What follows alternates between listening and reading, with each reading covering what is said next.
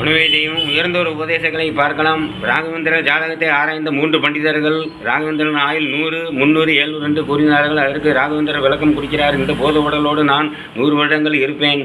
300 வருடம் நான் எழுதிய கிரகாந்தங்கள் புகழ் பெறும். 700 வருடம் நான் சூட்சும தேகத்தோடு இங்கே இருப்பேன் என்று கூறுகிறார். ராகவேந்திரர் இந்த போத உடல் நான் அல்ல என்று அவரே கூறிவிட்டார். நான் சூட்சும தேகத்தோடு 700 வருடம் ராகவேந்திரராக இந்த போலகத்தில் இருப்பேன் என்று கூறுகிறார். எந்த ஞானியும் நான் சூட்சும தேகத்தோடு இருப்பேன் என்று வாக்கு கொடுக்கவில்லை. சூட்சும தேகம்தான் உயிர் தேகம், ஒளி தேகம் என்று இதிலிருந்து புரிந்து கொள்ளுங்கள். எப்படியும் போத உடலை விட்டுதான் ஆக வேண்டும். அது உயிரற்றது, அது சவம். சவத்தை வைத்துதான் சிவத்தை அடைய முடியும். அதனால்தான் சுடலையில் சிவம் தாண்டவம் ஆடுகிறார்.